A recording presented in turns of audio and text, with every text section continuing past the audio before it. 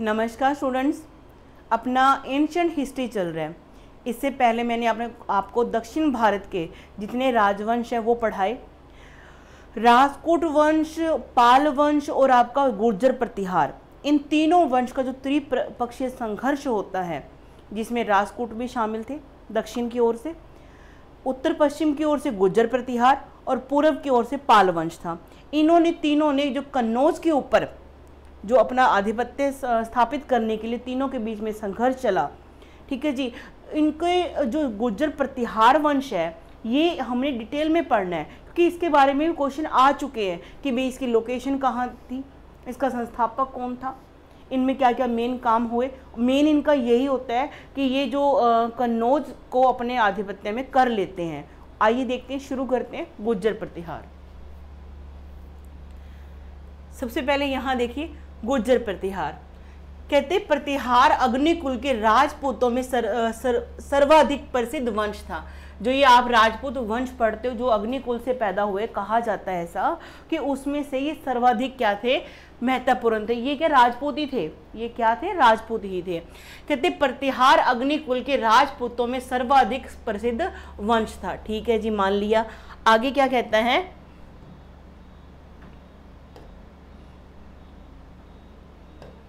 चलिए। कहते ग्वालियर प्रस्ती में इन्हें राम के छोटे भाई लक्ष्मण का वंशज बताया गया है। क्या कहते हैं, जो ग्वालियर प्रस्ती है जो मध्य प्रदेश में, वहां पर जो प्रस्ती मिली है उसमें क्या कहा गया कि जो गुर्जर प्रतिहार है ना, जो राम जी के छोटे भाई लक्ष्मण के वंशज हैं। ये आपने ध्यान में रखना है इस बात को। इस वंश की स्थापना हरिश्चंद्र ब्राह्मण ने करी थी। हरिश्चंद्र ब्राह्मण ने की थी जोधपुर में, कहां पर, दक्षिणी पश्चिमी राजस्थान नामक राजा ने की। किंतु इस वंश का जो प्रथम वास्तविक संस्थापक है नागभट्ट प्रथम को माना जाता है। देखो, नींव रखना अलग बात है, उसका विस्तार करना, उसको मजबूती प्रोवाइड करना, सही मायने में उसको पिक्चर में लेकर आना, तो वास्तविक संस्थापक कौन बन जाता है, नागभट्ट बन जाता है। तो क्वेश्चन पहले तो आपको यही आएगा कि गुर्जर प्रतिहार की लोकेशन कहाँ थी, वह आपको बता दी, उत्तर पश्चिम में राजस्थान वाला एरिया आ गया। ठीक है जी। दूसरा, ये किसकी शाखा थी, आप बताओगे, राजपूतों की थी। ठीक है जी। तीसरा क्वेश्चन आपसे ये पूछेंगे कि इसके जो ये इनके उत्पत्ति के बारे में क्या कहा जाता है, इनके वंशज के बारे में क्या कहा जाता है। तो आप कहोगे ग्वालियर का जो प्रस्ती अभिलेख है उसमें ये लिखा हुआ है कि ये क्या है, राम जी के छोटे भाई लक्ष्मण के वंशज माने जाते हैं। इसकी नींव किसने रखी, हरिश्चंद्र ने, ब्राह्मण ने रखी थी। ठीक है जी। और इसका जो वास्तविक संस्थापक है नागभट्ट प्रथम था। ग्वालियर प्रस्ती में इसे मलेच्छों का नाशक कहा गया। किसको, नागभट्ट को। गुर्जर मूल रूप से पशुपालक और लड़ाके थे, लड़ाकू थे मतलब स्वाभाविक रूप से, और इनका मुख्य धंधा क्या था, पशुपालक थे ये। कहीं कहीं आपको गडरिये भी देखने मिलेगा, क्योंकि गडरिये भी एक जगह से दूसरी जगह पे चराते जाते थे। प्रतिहारों को गुर्जर प्रतिहार क्यों कहा जाता, सुनो ध्यान से। प्रतिहार शब्द का मतलब सुनो। प्रतिहारों ने अपनी उपाधि ग्रहण की जिसका शाब्दिक अर्थ है द्वारपाल। द्वारपाल मतलब क्या होता है, रक्षा करने वाला। द्वारपाल मतलब रक्षा करने वाला। वो गाना आता ना, अरे द्वारपालो कन्हैया से कह दो, तो द्वार का रक्षक, मतलब ये मान्यता कि प्रतिहार का मतलब रक्षक। जिनके वंशज ने पहले उज्जैन और बाद में कन्नौज को राजधानी बनाते हुए एक विस्तृत भूभाग पर क्या शासन किया। अब राजधानी की बात आ गई। पहले क्या राजधानी थी उनकी, उज्जैन। ठीक है जी, जो मध्य प्रदेश के आज के टाइम में जगह है। और बाद में क्या है, कन्नौज को इन्होंने बनाया था अपनी राजधानी। एक क्वेश्चन का जवाब दीजिए कमेंट करके कि मौर्य वंश का कौन सा वो शासक था जो पहले उज्जैन का गवर्नर था, बताइए। आगे है, लक्ष्मण ने एक प्रतिहारी अर्थात द्वार रक्षक की तरह राम जी की सेवा की, जिससे इस वंश का नाम क्या बना, प्रतिहार बना। समझ में आ रहा है। ये एक कहा जाता है कि जिस तरह से भगवान जो राम थे ना, उनका जो छोटा भाई था वो उनका एक रक्षक के रूप में उनके साथ रहता है। ठीक है जी। और रक्षक मतलब प्रतिहार, रक्षा करने वाला, प्रतिहारी। उसी से इनका क्या पड़ गया, नाम पड़ गया गुर्जर प्रतिहार। आगे गुर्जर एक गोत्र भी बोला जाता है, गुर्जर क्या होता है, एक गोत्र होता है। आगे पढ़ते हैं। कुछ आधुनिक इतिहासकार यह व्याख्या प्रस्तुत करते हैं कि राजपूतों के यहाँ सेना में रक्षक थे। कुछ इतिहासकार क्या कहते हैं कि ये लोग क्या थे, राष्ट्रकूटों के सेना में हुआ करते थे। सेना का क्या काम है, रक्षा करना, तो इसी से इनका नाम क्या पड़ गया, प्रतिहार पड़ गया। आगे देखते हैं, इस साम्राज्य के कई पड़ोसी राज्यों द्वारा अभिलेखों में उन्हें गुर्जर के रूप में वर्णित किया गया है। भाई इनके जो पड़ोस में जितने भी आपको अभिलेख मिले हैं ना, उसमें क्या उनको लिखा है, इनको गुर्जर के रूप में। आगे देखते हैं, कहते इस केवल एक मात्र अभिलेख सामंत मथन देव का मिलता है, जिसमें उसने स्वयं को गुर्जर प्रतिहार के नाम से अभिहित किया है। एक सामंत मथन देव का एक मिलता है क्या अभिलेख, उसमें उसने अपने आप को क्या बोला है कि मैं हूं गुर्जर प्रतिहार। बात समझ में आ गई। तो इसी कारण हम इसको वंश पढ़ते हैं, गुर्जर प्रतिहार। आगे देखते हैं, कहते कुछ अध्ययनदाताओं मतलब पढ़ने वाले, अध्ययन करने वालों का मानना है कि गुर्जर एक क्या है, क्षेत्र का नाम है। भी जिस क्षेत्र में ये रहते होंगे उसका नाम क्या है, गुर्जर है। और अपने आप को ये क्या मानते हैं, प्रतिहार मानते हैं। प्रतिहार क्यों मानते, कुछ का कहना है कि भगवान राम जी के छोटे भाई लक्ष्मण के प्रतिहार इसलिए, या कुछ कहते हैं ये राष्ट्रकूटों की सेना में थे, अपने आप को प्रतिहार मानते हैं इसलिए। ठीक है जी, तो आपने आप समझ गए होंगे इस चीज़ को। और गुर्जर किस लिए बोलते हैं, गुर्जर किस लिए, कुछ अध्ययनकर्ता क्या कहते हैं कि गुर्जर एक एरिया का नाम है। यह मानते हैं कि गुर्जर एक मात्र क्या है, जन, ट्राइब का नाम क्या है, जन, मतलब इसका गुर्जर क्या है, ट्राइब का नाम है, एक जन का नाम है। और प्रतिहार इस गुर्जर जन का एक कबीला या गोत्र था। बात समझ में आ गई। गुर्जर क्या था, एक जन था, और गुर्जर उसका क्या था, कबीला या गोत्र इसका था, इसलिए इसका नाम क्या पड़ गया, गुर्जर प्रतिहार पड़ चुका है। आगे देखते हैं। हाँ जी, इनके राजवंशों में जो महान जितने भी राजा हुए हैं वो देख लेते हैं पहले। और हमें सारे नहीं पढ़ने, हमें कुछ मेन पढ़ने जो हमारे एग्जाम के पॉइंट ऑफ व्यू से इम्पोर्टेंट है। यहाँ देखिए, कहते गुर्जर प्रतिहार राजवंश, नरभट्ट उपनाम पेल्लापिल्ली, ठीक है जी। और उससे पहले हरिश्चंद्र ने स्थापना कर दी, और उसके बाद ये बनता है नरभट्ट। फिर नागभट्ट प्रथम, जो हमने वास्तविक संस्थापक माना इसको। कुरुकस्थ देवराज, आगे है वत्सराज। वत्सराज का भी इंपॉर्टेंट रोल आएगा क्योंकि उसने जो त्रिपक्षीय उसमें है संघर्ष में भाग लिया।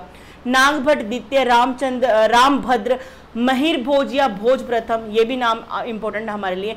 महेंद्रपाल प्रथम, भोज द्वितीय। आगे है महिपाल, महेंद्रपाल द्वितीय, देवपाल, विनायकपाल, महिपाल द्वितीय, विजयपाल, राजपाल, त्रिचोनलपाल और यशपाल। यशपाल को इसलिए याद रखना हमने क्योंकि ये अंतिम शासक था। तो क्वेश्चन इस तरह से बनते हैं। बात समझ में आ गई। नींव किसने रखी, हरिश्चंद्र ने रखी। वास्तविक संस्थापक को नागभट्ट। प्रतापी, इसमें वत्सराज भी आएगा, आपका भोज भी आएगा, मेहर भोज, ठीक है जी। और अंतिम कौन है आपका, यशपाल है। तो समझ में आ गई आपको। मेहर भोज और अपना जो नागभट्ट प्रथम है, इसके हमने बारे में डिटेल में पढ़ना, क्योंकि इन्होंने वत्सराज, क्योंकि इन्होंने क्या किया था, त्रिपक्षीय संघर्ष में भाग लिया था। आगे देखते हैं। हाँ जी, एक बार मैप क्लियर कर लीजिए आप। मैप में क्या दिखाया गया है, ये है आपका कन्नौज।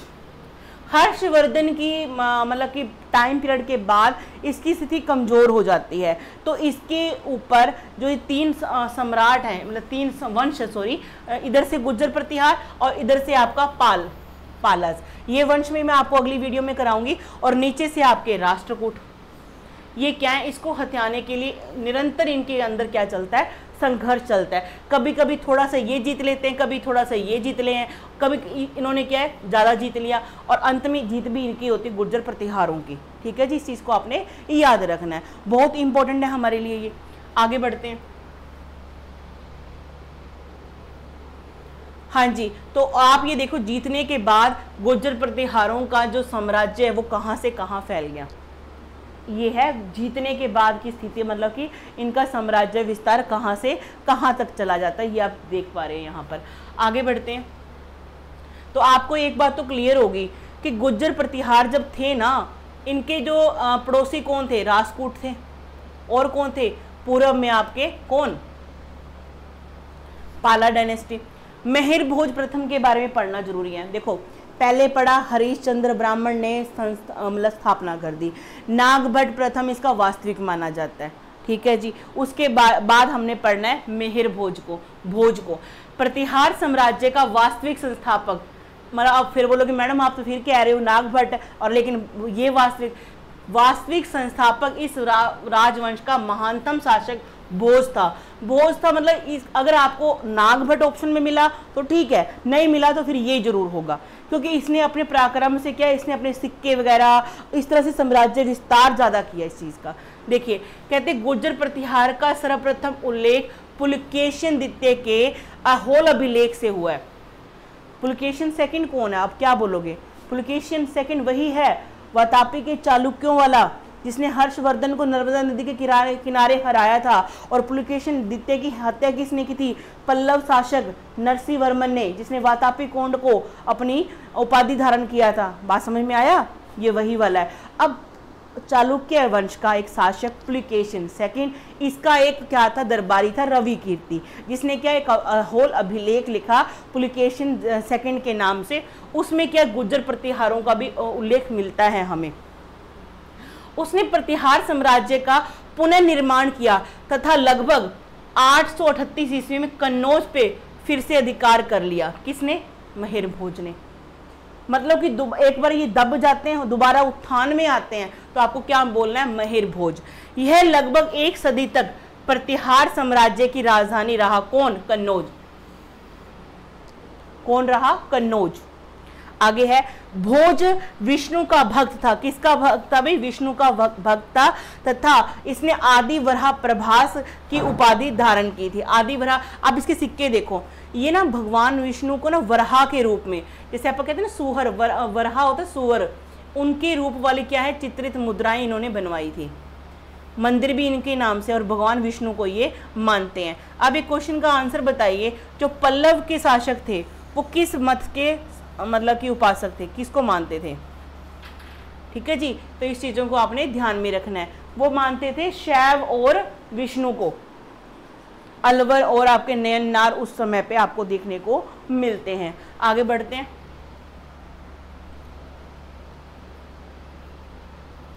हाँ जी, भोज परमार से उसका अंतर बताने के लिए, एक परमार वंश भी हुआ है, परमार भी एक राजपूतों की एक श्रृंखला थी, उसमें एक भोज हुआ है। अब उस परमार में भी भोज हो गया और गुर्जर प्रतिहार में भी भोज हो गया।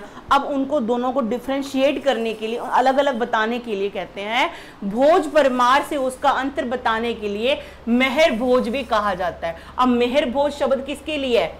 जो गुर्जर प्रतिहार का भोज है उसके लिए, जो गुर्जर प्रतिहार है उस भोज के लिए मिहिर भोज शब्द यूज किया जाता है। क्यों? क्योंकि परमारों का भी एक भोज हुआ है, परमारों का भी एक शासक हुआ है जिसका नाम भोज है। ठीक है जी। कहते बगदाद निवासी, इराक की राजधानी बगदाद, वहां का एक निवासी है अल मसूदी था, जो 915 से 996 ईस्वी में गुजरात की यात्रा करने आया था। ठीक है जी, गुजरात की यात्रा करने आया था। उसने क्या बोला? अल मसूदी। अब मेरी बात सुनो ध्यान से। होता क्या है कि हमें जो राजवंश पढ़ते हैं ना, उन राजवंशों के टाइम पे जो विदेशी आते हैं यहाँ पर, उनको याद रखना जरूरी है। जैसे मतलब आपके मेगास्थनीज, क्या बताओगे? चंद्रगुप्त मौर्य। फाहियान, चंद्रगुप्त गुप्ता वाला, चंद्रगुप्त सेकंड के टाइम पे। फिर आपका ह्यूंग सांग, क्या बताओगे? हर्षवर्धन के टाइम। इति सिंह आया आपका। इति सिंह कहाँ पे आया? मैत्रक राजवंश में, मैत्रक 7वीं शताब्दी में आया था। ठीक है। और फिर आप क्या बताओगे? आपसे पूछेंगे अल मसूदी, बताओ अल मसूदी किसके टाइम पे आया? गुजरात में ही आया था। गुर्जर प्रतिहारों का शासन था और मिहिर भोज का शासन चल रहा था। और वो आता है यहाँ पर, वो अपनी भाषा में क्या कहता है सुनो। उसने गुर्जर प्रतिहार राज्य को अल जरूर कहा। क्या बोला? अल जरूर कहा। अल मसूदी बताता है कि अल जरूर के साम्राज्य में 18 लाख गांव और नगर और ग्रामीण क्षेत्र थे। जैसे ह्यूंग सांग ने अपनी जो पुस्तक लिखी सुक्योकी, उसमें भी क्या लिखा है कि यहाँ का वृत्तांत बताया कि यहाँ की सामाजिक व्यवस्था ऐसी थी, जो गुप्ता थे, और मतलब हर्षवर्धन का टाइम पीरियड का बताता है कि यहाँ पे क्या चोरी चकारी होती थी, क्योंकि खुद उसको 2 बार लूट लिया गया। ये जो यात्री लोग आते हैं दूसरे कंट्री से, यहाँ पे क्या करते हैं, यहाँ की यात्रा का विवरण लिखते हैं, और विवरण आज वो मौजूद हैं, आज वो हम पढ़ते हैं और हम बताते हैं अच्छा इसके टाइम पे ऐसा हुआ करता होगा। तो अल मसूदी कहाँ से आया? बगदाद से। बगदाद किसकी राजधानी है? इराक की, ठीक है जी, इराक की बगदाद। आगे देखते हैं, उन्हें प्रतिहारों का लोकप्रिय शासक माना जाता है। किन्हें? महिर भोज को, ठीक है जी। और उन्हें 46 वर्षों तक का शासन किया। किसने? महिर भोज ने। पहले वह राजपूतों, पालों और कलचुरियों द्वारा पराजित हुआ था, ये हारा भी था, लेकिन बाद में अपने सामंत, इसके सामंत का नाम क्या था? चैडिस। क्या नाम था? चैडिस था। और गोहिलों की मदद से वह सफल हुआ और उसने राजपूत और पालों को जीत हासिल की। कन्नौज में उसकी राजधानी थी, उसने कन्नौज को अपनी राजधानी बना लिया था, जिसे क्या बोलते हैं? महोदय। क्या बोलते? कन्नौज को अपनी राजधानी बनाया, उसे क्या बोलते? महोदय भी कहा जाता है। बर्रा ताम्र शिलालेख में, बर्रा ताम्र शिलालेख में महोदय में एक सैन्य शिविर का उल्लेख मिला है, जिसे स्कंदवारा कहते हैं।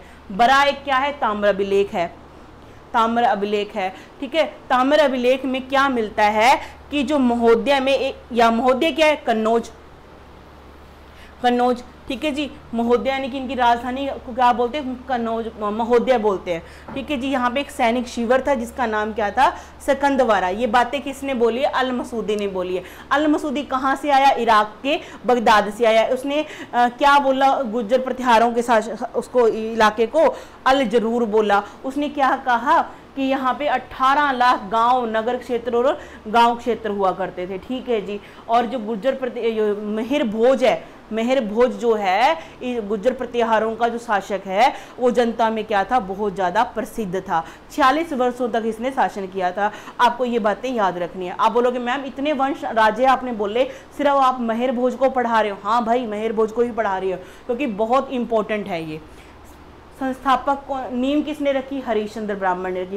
प्रथम वास्तविक संस्थापक नागभट्ट मिलेगा। आपको फिर बोलेंगे एक बार ये दब जाते हैं, हार जाते हैं, इनकी स्थिति कमजोर हो जाती है, लेकिन दोबारा ये पिक्चर में आते हैं। कौन लेके आता है इसको? महिर भोज लेके आता है। तो दोबारा इसको वास्तविक संस्थापक किसको मानेंगे? महिर भोज को मानेंगे। इस चीज को आपने ध्यान रखना। आम बुक्स में ये बातें मिलती नहीं है आपको, फिर तभी तो क्वेश्चन हमारे गलत हो जाते हैं। इस चीज को ध्यान में रखना। तो ऑप्शन क्या बिठानी है वो देखकर आप बता दोगे। आगे बढ़ते हैं। अच्छा, कन्नौज को इसने जो जीत लिया, उसको कन्नौज को क्या बोलते हैं? महोदय। वहां पे एक क्या मिला? सैनिक शिविर मिला था, क्या नाम था? स्कंदवारा। बर्रा ताम्र अभिलेख से, ठीक है जी। वह वैष्णववाद का एक बड़ा अनुयायी था। कौन? महिर भोज। महिर भोज क्या था? वैष्णववाद का एक बड़ा अनुयायी था, और उसने आदिवरा की क्या की? उपाधि धारण की। उनके वर्चस्व को चंडालों, कलचूरियों और सिंध के अरबों ने स्वीकार किया, ठीक है जी। उन्हें अल मसूदी के नाम के एक अरब यात्री राज बोरा शीर्षक दिया गया। किसके द्वारा? अल मसूदी द्वारा, ठीक है जी। क्या शीर्षक दिया गया? राजा बोरा। राजा की सेना में 4 चमूएं थी। चमूएं मतलब डिविजन्स, ठीक है जी। वो अल मसूदी क्या लिखता है कि अल मसूदी ने क्या बोला कि राजा की सेना में 4 क्या थी? डिवीजन थी, जिसे चमूएं बोलते हैं। प्रत्येक चमू में 7 से लेकर 9 लाख लोग हुआ करते थे। उसके पास युद्ध के लिए केवल 2000 प्रशिक्षित यानी ट्रेंड हाथी थे।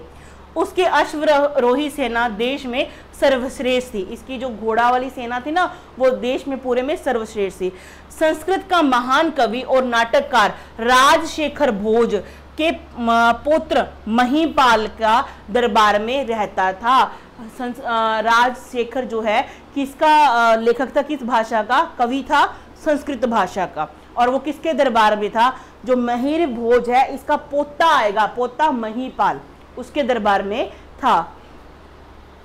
इसने इसे रघुकुल तिलक और रघुकुल ग्रामणी कहा था। किसको? महिपाल को, ठीक है जी। आगे है 915 ईस्वी से 918 के बीच में राजपूत राजा इंद्र तृतीय ने कन्नौज पर क्या कर लिया, अधिकार कर लिया था। किस पे अधिकार कर लिया, कन्नौज पे, क्योंकि कन्नौज तो एक मुद्दे की लड़ाई की जड़ थी ना इनके बीच में, पाल के बीच में, राष्ट्रकूट के बीच में। कभी वो जीत लेता, पहले आपको दिखाया मेहर भोज ने जीत लिया उसको, ठीक है जी, महोदय कहा जाने लगा। वहां पे एक सैनिक शिविर था जिसको स्कंदवारा बोला जाता है। अब यहाँ पे क्या बोला गया, इंद्र तृतीय ने राष्ट्रकूट के राजा जो थे उसने जीत लिया, ठीक है जी। आगे देखते हैं, ये भी मैं आपको बताऊंगी कि राष्ट्रकूटों की तरफ से कौन कौन से राजे इस त्रिपक्षीय संघर्ष में भाग लेते हैं, गुज्जर प्रतिहारों की तरफ से कौन कौन भाग लेता है, ये भी मैं आपको आगे बताने वाली हूं। आगे देखते हैं, कहते हैं 963 ईस्वी में एक अन्य राष्ट्रकूट राजा कृष्ण तृतीय, पहले कौन सा, इंद्र तृतीय ने उत्तर भारत पर आक्रमण करके प्रतिहार शासक को परास्त कर दिया, ठीक है जी। बाद के शासक राजवंश को पुनर्जीवित नहीं कर सके, कौन, गुज्जर प्रतिहार। आगे है, धीरे धीरे उनके सामंतों ने स्वतंत्रता की घोषणा कर दी। जैसे ही ये क्या पड़ा, कमजोर पड़ना शुरू हो जाता है, मतलब राजवंश, इनके जो सामंत थे ना, क्या करते हैं, अपना अपना क्षेत्रों में अपने आप को स्वतंत्र घोषित करना शुरू कर देते हैं। आगे देखते हैं, 11वीं शताब्दी सीई में, कॉमन इरा में, गजनवियों ने राजनीतिक मानचित्रों से, अब गजनवियों के आक्रमण होना शुरू हो जाएंगे, क्योंकि ये जो हम पढ़ रहे हैं ना, ये मध्यकालीन भारत का पूर्व, मतलब थोड़ा पहले का टाइम पढ़ रहे हैं, ठीक है जी। 8वीं शताब्दी में लगभग ये आ ही चुका है, उसके टाइम के किनारे की बात कर रहे हैं हम। आगे है, किसने प्रतिहारों को खत्म कर दिया, गजनवियों ने। और चौहानों, चाहमानों, राजपुताना, परमारों, जिनको पवारों भी बोलता है, मालवा और सोलंकियों, चालुक्यों, गुजरात द्वारा सफल हो गया। अब ये क्या हो गए, इनके द्वारा सफल हो गए, ये सफल थे। बाकी ये गुज्जर प्रतिहार पिक्चर से खत्म हो जाएंगे यहाँ पर, क्योंकि अब गजनवियों ने इनको पिक्चर से हटा दिया, हरा दिया इनको। आगे बताती हूँ कैसे, देखो जरा। एक बात नोट करो, एनसीईआरटी की बुक्स में, कुछ बुक्स में ना डाटा मतलब कि बड़ा डिफरेंशिएट मिलता है देखने को आपको। अब जो एनसीईआरटी हमारा बेस है, यूपीएससी के एग्जाम के लिए भी एनसीईआरटी यूज होती है ना, तो आपको एनसीईआरटी को अपना बेस मान के चल रहे हैं, ठीक है जी। ऑथेंटिक बुक्स हैं। एनसीईआरटी में क्या बोला है, प्रतिहार साम्राज्य का वास्तविक संस्थापक और इस राजवंश का महानतम शासक भोज था। अब बोलोगे ना, आपने मैम बोला कि नागभट्ट था, अब एनसीईआरटी क्या बोलती है, देख लो जरा, क्या बोलती है कि भोज था महानतम और वास्तविक संस्थापक इसका, ठीक है जी। आपको ऑप्शन में नागभट्ट भी आ सकता है और मेहर, ये भोज भी आ सकता है। उसने प्रतिहार साम्राज्य का पुनः निर्माण किया और 836 ईस्वी के आसपास कन्नौज पे फिर से कब्जा कर लिया। कन्नौज पे दोबारा, मतलब पिक्चर में ये दोबारा जीवित कर बैठा, जीवित करेगा तो क्या हो जाएगा, वास्तविक संस्थापक, पिक्चर में दोबारा ले आया है ना इस चीज से। यह नगर लगभग 1 सदी तक, यानी कि 100 ईयर्स तक प्रतिहार साम्राज्य की राजधानी रहा। भोज ने पूर्व की ओर से अपने प्रभुत्व का विस्तार करने का प्रयत्न किया, लेकिन पालों ने उसे क्या कर दिया, परास्त कर दिया था। उसकी महत्वाकांक्षा पर क्या कर दिया, अंकुश लगा दिया। भोज को, यानी कि मतलब कि भोज इनको पाल डायनेस्टी वालों को हरा नहीं सका था। इस चीज को आपने ध्यान में रखना है। आगे बढ़ते हैं, यहां देखिए, संस्कृत का प्रकांड विद्वान कौन, राजशेखर, जिसने किसकी रचना की थी, कपूरी मंजरी, काव्य मीमांसा, ठीक है जी, विद्या दुशाला माजिका, बाल रामायण, भुवन कोश, हरिविलास जैसी प्रसिद्ध ग्रंथों की रचना की। वह पाल वंश के, पाल नहीं आएगा यहाँ पे, गुज्जर प्रतिहार, महेंद्र पाल की राजसभा में आश्रय प्राप्त था, ठीक है जी। महेंद्र पाल का पुत्र, ये गलत लिख दिया, यहाँ पे गुज्जर प्रतिहार आएगा, जीपी आएगा। गुज्जर प्रतिहार का शासक था महेंद्र पाल, उसका बेटा था कौन, महीपाल के दरबार में राजपूत राजा इंद्र तृतीय से बुरी तरह से क्या हुआ था, हार गया था। 963 ईस्वी में राजपूत राजा कृष्ण तृतीय ने उत्तर भारत पर आक्रमण करके प्रतिहार शासकों को क्या किया, परास्त किया। ये डेट याद रख लेना। डेट भी क्या याद रखोगे, कुछ याद करने की जरूरत नहीं है, क्योंकि यहाँ पे ना कभी राजपूत ने जीत लिया थोड़ा सा इलाका, कभी पाल ने जीत लिया, कभी गुज्जर पे, कितनी डेट रखोगे याद, कोई जरूरत नहीं आपको याद रखने की। आगे देखो, महिपाल के समय ही गुज्जर प्रतिहार राज्य का पतन होना शुरू हो गया था, ठीक है जी, महिपाल वही है जो महिर भोज का पोता है। उसके पिता का नाम क्या है? महेंद्रपाल। ठीक है जी, महिपाल के दरबार में राजशेखर था और उसका संस्कृत भाषा का कवि था। उसने क्या क्या रचनाएं की? कपूरी मंजूरी, काव्य मीमांसा, विदुषाल माजिका, बाल रामायण, भुवन कोश, हरिविलास जैसी रचनाएं की। महिपाल के समय में ही गुर्जर प्रतिहार राज्य का पतन होने लगा था। कहते उसके बाद राजाओं भोज द्वितीय, विनायक पाल, बहुत सारे और भी आए हैं, महेंद्र पाल द्वितीय, देवपाल आया, महिपाल द्वितीय आया, विजयपाल आया, ने जैसे तैसे करके 1013 तक ये गाड़ी खींच के ले आए अपनी। समझ में आ रही है? पर ये कोई काम के नहीं थे, अपने साम्राज्य को कायम रखा। इनका अंतिम शासक आपने याद रखा है यशपाल। यशपाल, ठीक है जी, तो इतना आपने याद रखना। आगे बढ़े। महमूद गजनवी के हमले के समय कन्नौज का शासक कौन था? मैंने बताया था ना कि गुर्जर प्रतिहारों ने कन्नौज पे कब्जा कर लिया था, महिर भोज ने। ठीक है जी, महिर भोज ने कर लिया था। अब मेरी बात सुनो ध्यान से, क्या कहता, जब अब कन्नौज किसके कब्जे में है? गुर्जर प्रतिहारों के। अब महमूद गजनवी ने क्या किया? आक्रमण किया भारत पर। जब आक्रमण किया तो कन्नौज की गद्दी पे कौन बैठा था? राज्यपाल बैठा था। ये आपके लिए बहुत इंपॉर्टेंट क्वेश्चन यहाँ पे बन जाता है। ठीक है जी, इसको स्टार लगा लो। आगे क्या करते हैं? कहते विजयपाल पुत्र राज्यपाल महमूद गजनवी के सामने 1018 ईस्वी में आत्मसमर्पण कर दिया। किसने? राज्यपाल ने। और ये बेटा किसका था? विजयपाल का। इसने क्या कर दिया? महमूद गजनवी के सामने आत्मसमर्पण कर दिया, मतलब कि अपने बिना लड़े ही घुटने टेक दिए उसके आगे। ठीक है जी, गजनवी के जब वो लौटने के बाद कालिंजर के चंदेल राजा गंड के नेतृत्व में राजपूतों ने राज्यपाल को क्या कर दिया? मार दिया। क्यों मार दिया? इन्होंने बोला कि तुमने तो हमारी राजपूतों की जो है इतनी जो गरिमा है, इतना सम्मान है, वो धूल में मिला दिया। तो चंदेल शासक गंड की हेल्प से, ठीक है जी, जो कालिंजर का चंदेल था वहां उनकी हेल्प से क्या करता है? राजपूतों ने राज्यपाल को मार दिया। राज्यपाल की मृत्यु के बाद उसके स्थान पे राजपूतों ने किसको बिठाया? त्रिलोचन पाल को गद्दी पर बिठाया। ये क्वेश्चन भी बड़ा इंपॉर्टेंट है। ठीक है जी, आगे है कन्नौज में 11वीं शताब्दी के द्वितीय चतुर्थार्थ में गढ़वाल अथवा राठौर वंश ने गुर्जर प्रतिहार वंश को क्या कर दिया? सदा के लिए उखाड़ के फेंक दिया। ठीक है जी, अब स्टार्टिंग से देखो एक ध्यान से क्या करना है। सबसे पहले गुर्जर प्रतिहार कहाँ पे थे, इनके नाम से संबंधित क्या क्या बातें हैं वो मैंने आपको बताई कि इनको प्रतिहार क्यों बोलते, गुर्जर क्यों बोलते, विद्वानों ने अलग अलग अपनी राय दी है। ठीक है जी, ग्वालियर के अभिलेख में क्या बोला गया, इनको सारी बातें अब स्टार्टिंग वाली। अब आती संस्थापक, नींव किसने रखी? हरिश्चंद्र ब्राह्मण ने रखी थी। ठीक है जी, और शासक तो बहुत हुए हैं यहाँ पे, लेकिन हमें क्या करना है? नागभट्ट प्रथम को वास्तविक संस्थापक तब माना जाता है क्योंकि 2 पीरियड आ गए ना इसके बीच में, एक बीच में ये क्या खत्म हो जाएंगे, फिर से उभार कौन लेके आएगा इनको? भोज लेके आएगा। फिर नागभट्ट का बता दिया मैंने आपको। उसके बाद पिक्चर में ये क्या आता है? कौन? महिर भोज। ठीक है जी, इस चीज को आपने याद रखना है। आगे देखें,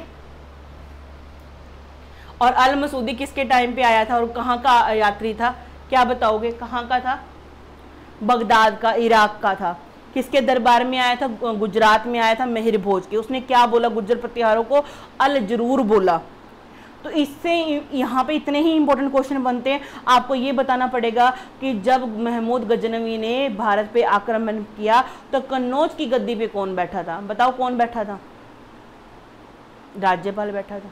ठीक है जी, राजशेखर जो संस्कृत का क्या था? विद्वान था। वो किसके दरबार में था?